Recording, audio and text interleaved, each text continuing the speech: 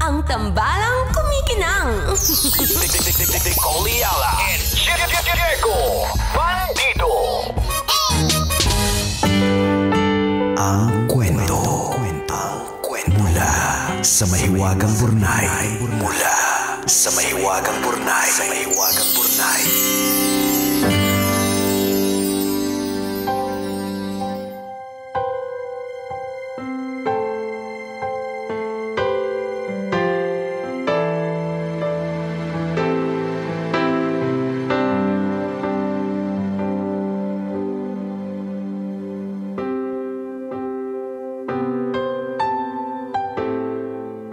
Dear kumikinang na tambalang Nicole Ayala and Diego Bandido.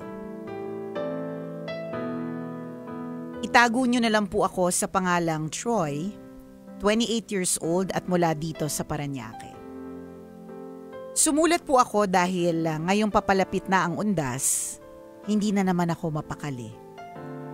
Mas nanunumbalik na naman sa alaala ko. Na sana po habang binabasa ninyo, hindi magising ulit kung ano man yung nakita ko. Ganito po kasi mahal na araw noon. 2016 and 19 years old pa lang ako. Nagbakasyon kami sa Capiz dahil na-miss ng tatay ko ang tatay niya na si Lolo Joaquin. Malaki pero luma na ang bahay ni Lolo. Puno ng mga lumang litrato ang mga dingding, kupas at minsan parang gumagalaw ang mga anino.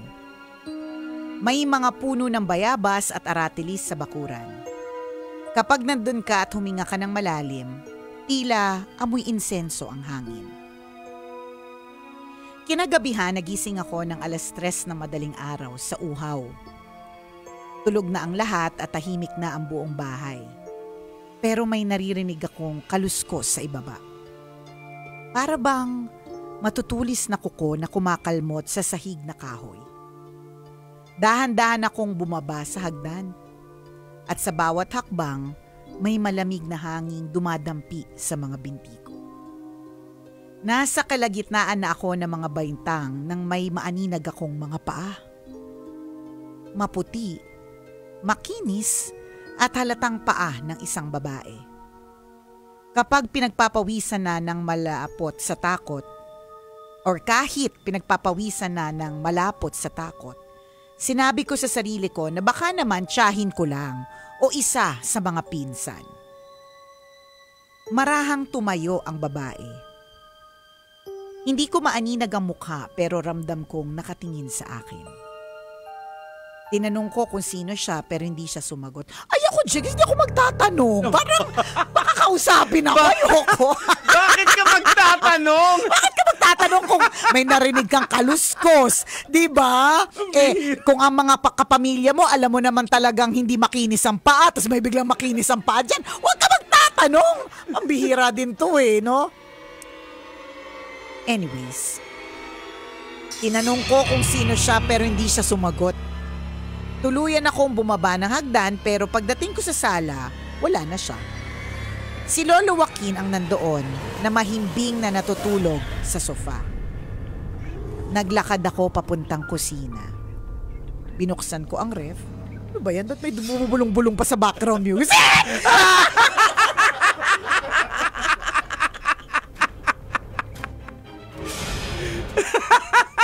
Nangiya ka. Umitsa na. Ayan na naman, last year pa yan ha. Last year pa ako tinatakot ng octopus na to. Nakakaloka. Binato ng namin, digital team. Akala ko kung pambihira, octopus palang madumi. Laban nyo nga yan. Last year pa yan nananakot ha. Naglakad ako papuntang kusina. Binuksan ko ang ref at kumuha ako ng malamig na tubig. Habang hawak ko ang baso, ramdam ko pa din ang presensya sa likod ko. May nagmamasid. Ay, kakatawa. Ate, dito ko sa likod ko, parang hindi ako matakot. Charot. Pagbalik ko sa sala, nandun pa rin ang lolo. Kaya lang, sobrang tuwid na ng pagkakahiga niya at pantay na pantay ang mga paa. Nilapitan ko si Lolo at nang hawakan ko ang braso, parang yelo sa lamig. Nilapit ko ang tenga ko sa dibdib niya.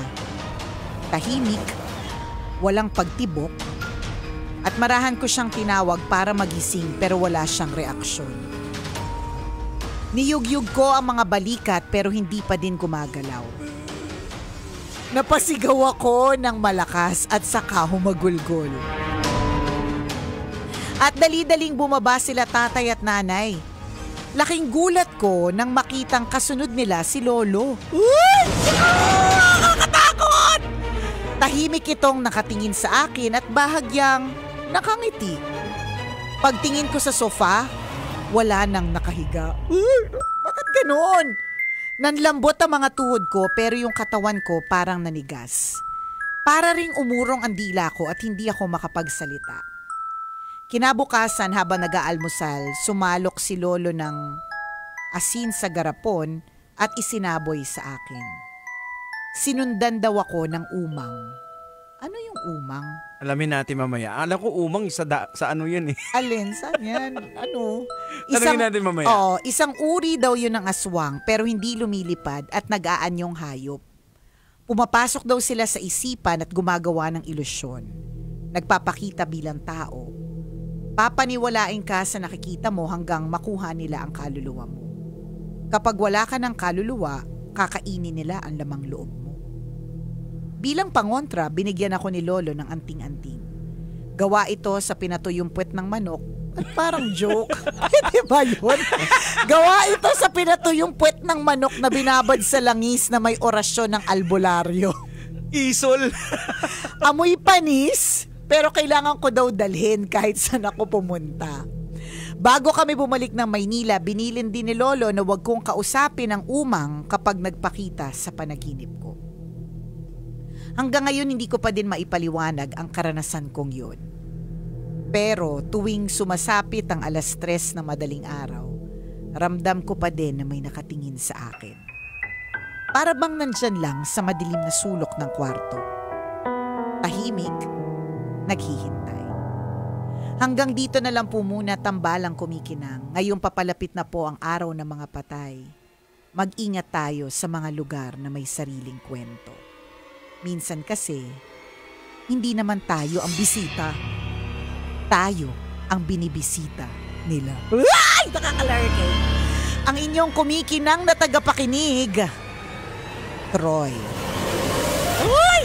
Uy, speaking of bisita ha, bago natin pag-usapan itong umang na first time ko narinig kasi alam ko yung... alam ko kumang eh. Kumang. Yan din, alam ko yan. Yan lang yung alam ko. Speaking of, sabi naman ni Troy, speaking of bisita, di ba nababalita ngayon trending news yung tungkol sa comet? Yeah. Comet ba na bibisita? Yan. Bukas? Yes. October 29. Ano yun? Oo. May sinasabi kasi itong, again, para sa mga ngayon lang po nag-tune in, meron po kaming guest ni Diego Bandido, our friend na spirit questor, Nick Nangit. So may kinikwento kasi siya sa akin kahapon na tungkol daw sa trending na daw sa Western world. Yes. Ano ba yun? Yung kometa na sinasabi. Kasi yan daw ang bibisita sa Earth. Yes. Bibisita tama-tama mag-uundas. Oo. Oo, yung comet na yan kasi ay normal naman talaga may mga comets na dumadaan. Yung mga bulalakaw or meteors, di ba?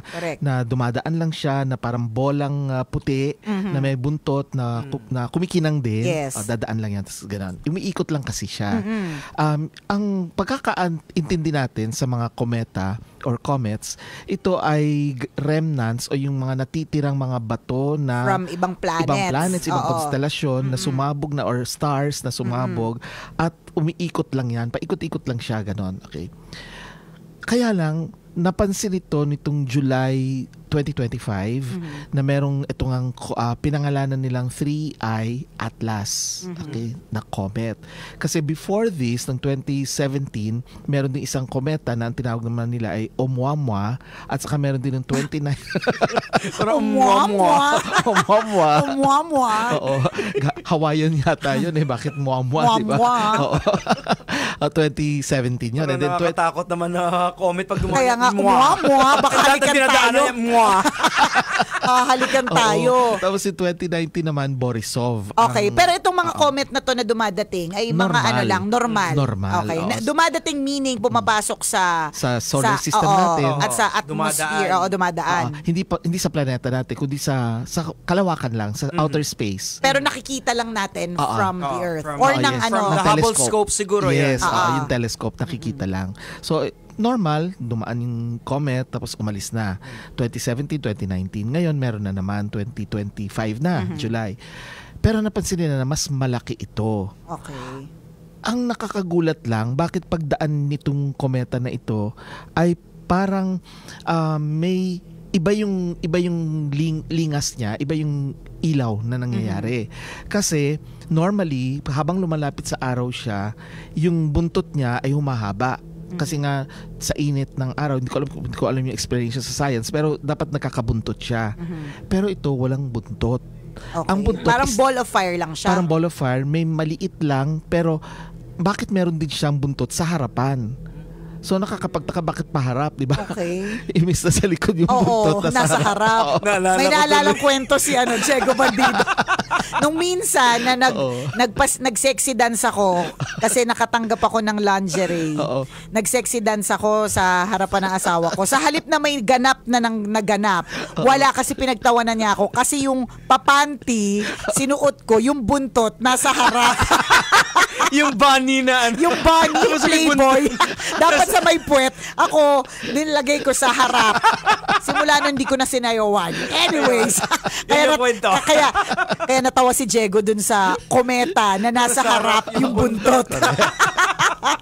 Ngayon, isa pa napansin nila, napakabilis na itong takbo nito. Hindi normal. Okay? Ang speed, yes. Okay. Tapos, ang trajectory niya, yung trajectory, ibig sabihin yung dadaanan, okay, ay pumunta sa may bandang planetang Mars, okay?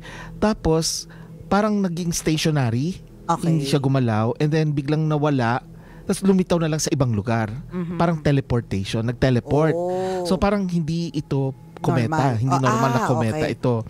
And then, lately, even today, may mga footages na nani-release ang Western world na may mga ilaw-ilaw na lumalabas.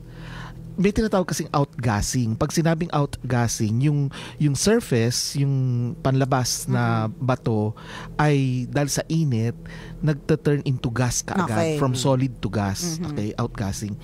Kaya lang ito, bakit may mga ilaw-ilaw tapos yung hindi gas lang ang lumalabas, basta kakaiba talaga. Kasi yung gas na normally sa kometa, nickel at saka iron magkasama, pero ito nickel lang, walang iron daw. So pag gano'n nakakapagtaka. Kasi malay naman namin dyan sa nickel tsaka iron. Oo. Ito nakakapagtaka kasi nag-release na ang Western world, yung NASA, ng tinatawag na planetary defense. Kumbaga planeta. Defense ng Earth. Buong planeta na natin. Kasi kumbaga parang inactivate, yun ang tawag nila, inactivate. Ibig sabihin lahat ng astronomers, lahat ng scientists sa buong mundo, kung meron silang alam, mag-share na sila ng information. Okay, so kumbaga nag-link na lahat sila. Kasi itong kakaiba dito is bakit parang may mga lumalabas na bilog-bilog galing dito sa bato na ito, yung comet na ito, bakit may mga bilog-bilog na parang may advance party at merong kasama pa sa likod. May mga friends. May mga friends na kasama. Kumbaga, so ano daw ano daw ito? Yes. Ang una sinasabi nila comet lang to. Now, ang sinasabi nila, hindi siya kometa, it's something artificial. Artificial? Ibig sabihin, may gumawa. Hindi siya nature. Hindi siya. Ngayon, kung ano man itong gumawang ito, pumapasok yung spekulasyon na alien ang gumawa nito. Kasi hindi galing sa planeta. So, totoo ba ang mga alien? Yes, totoo yan. Totoo sila.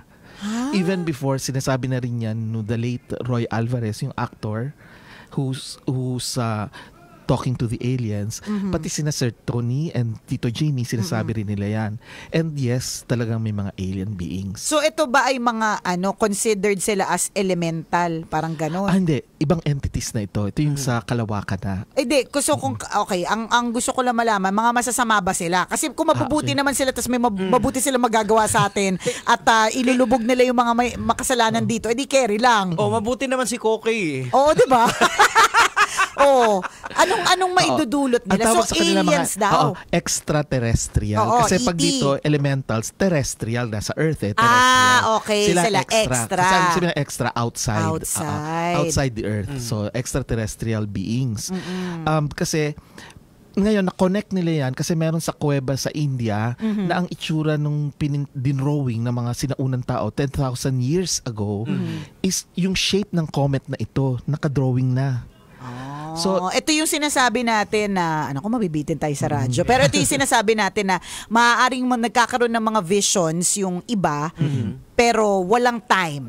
So, yung time na yan na nakita dun sa mga kuweba, siguro nung time na yun, inisip nila mangyayari in the near future. Yung pala, ito na 2025, 10,000 years ago pa. Pwedeng ganun. Or pwedeng bumisita na noon at ngayon bumabalik. Bibitinin muna namin kayo. Hanggang dito lang muna, pero itutuloy natin to sa sa live at sa podcast. Oras natin 1:39. Ako pong kumikinang na ulo, Diego Bandito. At akong kumikinang ina mo, Nicole Yala. Kailangan pa pang i-memorize yan? Basic! Ayan. Ayan, okay na si Nick. Okay na si Nick. Wala na si Nick. Okay, so nakita tong mga drawing na ito sa dun sa umang, wait ka lang ha. Pag-uusapan natin yung mamaya. Dun sa umang, okay. So mayroong spekulasyon na naman na baka ito yung bumisita na noon at ngayon ay bumabalik. Oo. Ngayon aliens na bumisita na noon at ngayon ay bumabalik. Maraming spekulasyon, marami ring mga teorya.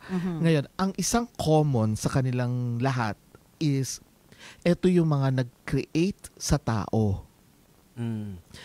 Ibig sabihin, litong-lito ko. Wait lang. Before natin yan, Nick, baka syempre baka maraming ma-anxiety. Baka may babagsak na ako. Ito po, may babasahin ako based sa website ng NASA. Ang sabi naman dito nila, tama ba yun? Comet 3I Atlas. Yan. Sabi dito, possesses no threat to Earth and will remain far away, coming only about as close as the orbit of Mars. It should English kasi. NASA, bakit wala kang Tagalog? ChatGPT translate. Parang it should remain visible to ground-based telescopes through September 2025, which is tapos na. Pass behind the sun, then reappear on the other side of the sun by early December 2025, which is around ngayon siguro. Around ngayon to December. Ayan. So baka syempre, baka may mga ilan sa mga mag-isip, baka tatama na sa Earth. So sinasabi dito ng NASA, walang threat siya sa Earth. Pero ang punto naman na gustong sabihin na ipalabas ni Nick na extraterrestrial ito. Yung gumagawa noon, ang possible na nag-cause nung is the alien, at yung alien na ito yung gumawa ng tao. Yes. So doon na medyo nalilito si Nicole. Yung alien ang gumawa ng tao. Parang I'm sukot, balik na lang tayo sa umang. So ninuno mo si E.T. Kaya, sabi ko na nga ba, may pagka-okay talaga ako. Alam ko, OA ako, hindi koke. Ano daw? Ayan. Okay. So, ito na nga. Yung sinabi mo, binasa mo kasi, is that was before. Yan sinasabi ng NASA. Kasi today, even yung mga scientists, kinocontradict na ang NASA. Scientists from different countries. NASA is American. Diba? The Chinese astronomers, pati Russians, Japanese, and Indian scientists na nakakapagpadala na rin sa mga satellites sa ibang planeta, maski sa moon, di ba? Iba ang sinasabi. So, marami nga nagsasabi sa kanila na NASA is keeping a secret. Hindi sinasabi yung totoo. Politika pa rin. Ganon? Yes. Kasi nga, today, as of today, ang nangyari is nag-iiba yung trajectory o yung dadaanan itong comet na ito. So, ang sinasabi ni NASA, ito ay hanggang no threat nga. So, hanggang sa orbit lang ni Mars. Pero, ngayon, pero ayon sa iba, nag-iiba yung trajectory. Papunta na sa dito. Yes, sa Earth. Sa may saan? Mandaluyong ba o Quiapo? Nang maiwasan. Baka sa Pasig. Baka sa Pasig. Nakakalurky. Ang kakaiba dito kasi is dapat bato lang siya kung comet siya, di ba? Pero parang nawala yung bato at parang may kumikinang-kinang na. So, ibig sabihin, ito, mga spaceship ba sila? Yes, but ang tawag nila spacecraft. Oo, spacecraft. Wala, baka sinusundo na tayo. Sabi yung mga kumikinang. Oo, yung mga kumikinang yung dyan. kumikinang ina at yung kumikinang ulo sa atin yan. Sunduin. Alam, nakaka-lurky naman yung, alam mo, that's a whole different concept yung mga, aliens, tapos, are they bad? And then if they get you, kasi madami mga pelikula na nagsasabing ganyan, sasakupin yung Earth. I mean, siguro, kasi di ba, Jegs, aminin na natin, no, maraming mga pelikula na in the past na parang futuristic. Na iniisip natin, di naman mangyayari yan, like flying cars o kaya cars that drive by themselves. Pero now, currently, nangyayari. Yung Avatar na lang, yung mga malalaking sila, yung sa Avatar na movie, yung blue sila yan. Blue. 'Di ba? Yung mga gano'n na marami tapos biglang nangyayari pala. Tapos 'di ba maraming mga konsepto ng pelikula na gano'n na sasakupin tayo ng mga alien. Kakanood ko lang ng pelikula niya yung latest na edition ng Fantastic Four Mga gano'n. So ibig sabihin may pinagmulan yung mga ganong klaseng konsepto. Oh my God. Tapos ganyan ba sila magsalita? Iba ang language nila. Iba yung language nila. Ito tsaka anong point nila, 'di ba? Kukunin ba talaga tayo? Yung mga kumikinang lang ba o yung mga virgin? Yung mga masisikip lang. Ay, hindi tayo kasali. Hindi mo sure. Or speak for yourself. Okay. Ba? Ganon. Hindi kasi ito nga, kakaiba dahil yung CERN, CERN, isang scientific laboratory sa Switzerland yata, sa Europa, nag-beam ng, hindi ko alam kung anong ibig sabihin ng beam nag-beam sila ng parang signal doon sa dadaanan nitong comet nito. Wala silang ina-expect na kapalit, kumbaga nag-beam lang sila. Okay. Nagulat sila kasi exactly 9 minutes later, nag-reply. Pero ang reply is puro numbers. Which is unusual kasi kung yan ay comet, walang magre-reply. Pero bakit may nag-reply? Tas ang reply is hindi language natin, kundi puro numero. Hindi natin alam kung yun ang kanilang message mismo o yun lang ang pagkakatranslate ng equipment natin, naging numbers. So ngayon, but the thing is, ibig sabihin, merong nag-reply na hindi tao. So, ibig sabihin, hindi siya kometa. Hindi siya kometa. Kasi nag-reply sila. Yes. Kumbaga may laman. Hindi lang so, may communication na nangyari. Kasi nag-send ka ng message, tapos may nag-feedback, may nag-reply. Yes. So, merong communication. May communication. Ibig sabihin, may warm bodies. Oo, correct. Oo, meron silang sariling pag-iisip. Merong ganyan. Yes. Ngayon, marami nang nagsulat nito, both psychics and scientists and archaeologists, na sinasabi merong nga nagpunta na rito na mga aliens in the past, before history. Okay? Na nangyari na. At ang isang sa mga teorya nito ay yung sinasabing sila nga yung nag-create sa tao. Okay? Through genetic engineering. Kasi nung unang panahon daw, puro mga unggoy lang. Oo. Okay? Ito na naman yung parang science versus religion. Yes. So ngayon, itong mga apes na ito ay nag-evolve sila hanggang sa parang... yung friend ko ganun pa rin. Marami hindi siya nag-evolve. Tapos, merong mga... ang ginawa kasi...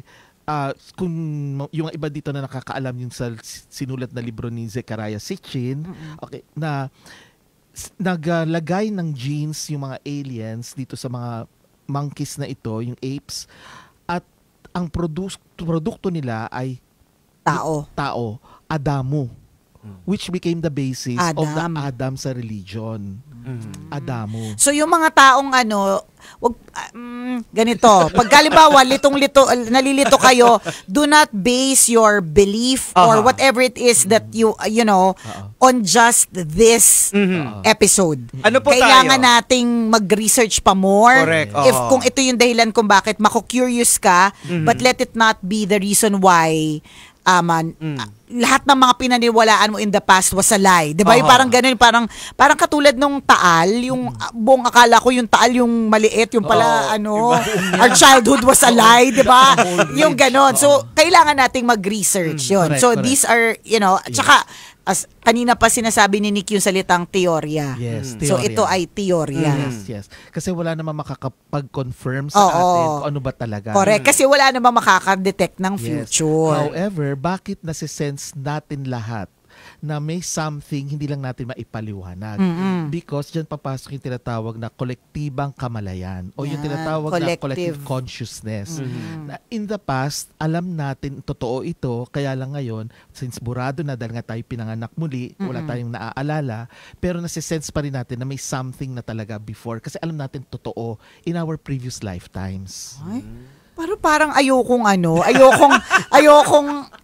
si God pa rin yung nag-create, ganyan. Di ba? But ayun nga eh. Kasi, ang sinasabi nila, etong mga aliens na ito, these are the gods and goddesses ng mga pantheon, yung mga Zeus, Hera, Apollo, Venus, yung mga ganyan. Even sa Philippines. Pegasus. Kasama ba yun? Pero kabayo iba pala yung kabayo si Pegasus. Lugar na pinupunta ni Diego dati. Ay, parang alam ko yan. Ay, diba? Okay. Mga babae. Yes. Okay, so merong ang teorya nga is sila ang nag-create ng tao. Pero yung tao kasi nakikita yung difference na ang haba-haba ng buhay nila, tinawag silang mga gods and goddesses. So hindi siya 'di ba kasi Greek mythology, Roman mythology. So ang sinasabi mo, hindi siya myth, hindi siya mythology. Hindi siya myth talaga. Kaya lang ito nga ang sinasabi ng litong-lito na yung kung nakikinig ngayon yung anak kong 12 years old na ang lakas ng paniwala sa kay Icarus, yung Roman and Greek mythology, litong-lito na siya ngayon. Tapos hindi ko ma-explain na maigi. Kaya this is just an advice and a reminder. Wag pong itong particular na episode lang na ito yung maging basihan mo. So kung curious ka, kung totoo at research, ganito po dapat ang maging POV nyo. Nag-uusap-usap lang po yung tatlong lasing dito. Totoo. Hindi po namin kayo kinukumbinse ngayon na nasa sa inyo na po yan. Mag-research kayo kung totoo ba yung pinagsasabi namin. Nag-uusap lang po tatlong lasing dito. Diba? Kumbaga, if it will serve as a warning for you, ganyan, or ito yung magbubukas lalo ng kamalayan mo na ikaw yung tipong may ganun ka sa isip mo 'di ba? Na curious ako sa ganyan, ano kayang nangyayari? Saan nga ba talaga tayo nanggaling? Ganyan. Research pa more. Nasa mundo na tayo ng digital, nasa digital age na po tayo. Correct. And base it to your experiences. Yes, yun din. Yung kasi kaya relevant yung araw bukas na October 29 kasi bukas yung kometa na ito ay nasa likod ng araw. Closest to the sun. Ang tawag doon, perihelion. Yun yung point na napakalapit niya sa araw. Samantalang tayo, napakalayo naman natin. Nasa tayo, aphelion naman tayo, malayo.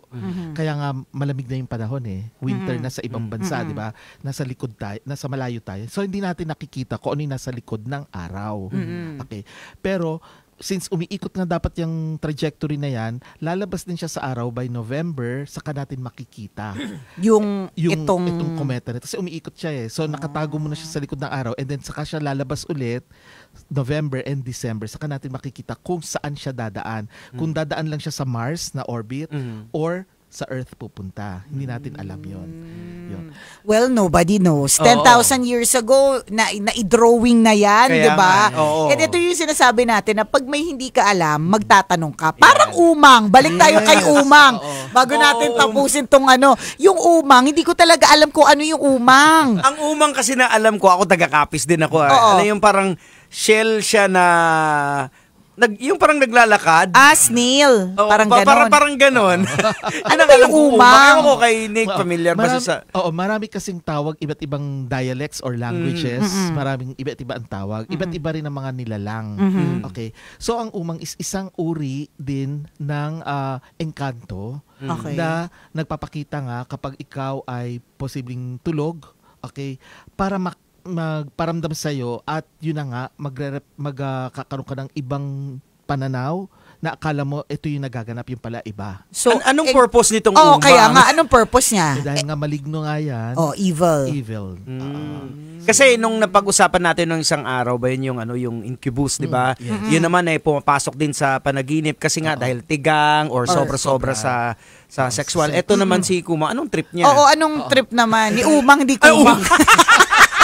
Umang. Dahil hindi naman... Dupang lang din ang alam ko eh. Kumang, komang, dupang.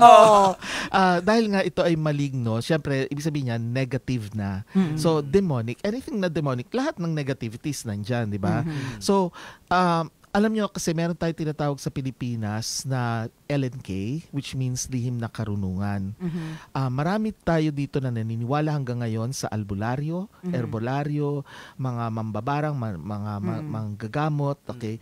Marami. At yung lolo yata niya, sinabihan siya na ganito ang gagawin niya. Yung puwet ng manok. Yung puwet ng manok, na amoy panis na whatever, basta dalhin lang daw niya. Pwede niyang gawin yon kasi yun ang pinayo sa kanya ng kanyang lolo.